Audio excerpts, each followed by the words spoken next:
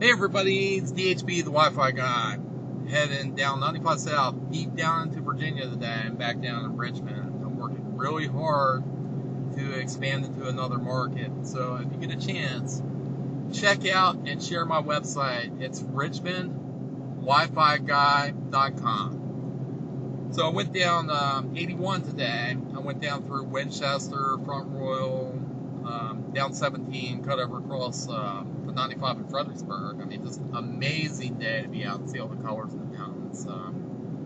And that's a real perk to the job that I have. I mean, I'm just out and about and just to soak all this stuff in. It's just absolutely amazing.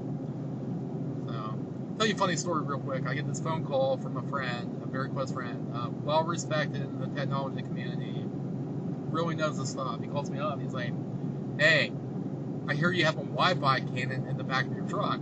So I immediately erupted into a belly laugh, and I was out there in a public place. So everybody started looking at me, and it's funny. So I started thinking about that. I'm like, well, you know what? That probably most accurately describes what I have going on back there. And I did this demo at a farm last week, and the barn was about 1,000 feet away from the house. So I kind of saw that pulling in, and I aimed the back of my truck to that barn and turned on the Wi-Fi cannon and loaded up the rest of my equipment in the Gator. They drove me up there and pulled up the Wi-Fi cam, and sure enough, it popped right up. I mean, it's amazingly fast. So what that means for the farming community, the animals birth, and they like to keep an eye on that, and it usually happens at a bad time. It's like 1, 2, 3, 4 o'clock in the morning.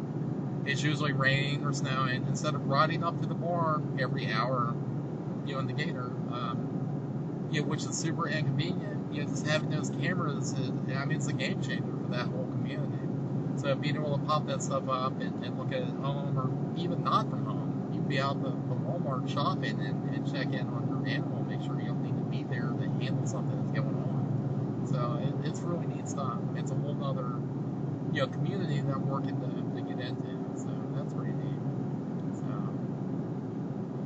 anyway, I'm going to talk about my license tags for a couple minutes. So back in high school, you get the varsity jacket, you get the letter, you get the pens, you put the sports you play on the back. I mean, you just wear that around. I mean, you're just super proud.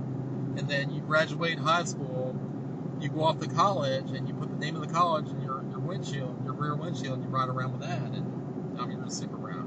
Again, maybe that was the 90s thing, but it was still cool. So, and then you go off to college, you go play football, you get the jacket, you wear that around, you're really proud. And I'll be first to admit, I was probably a little small to play O-line, but I did it. It was fun. So,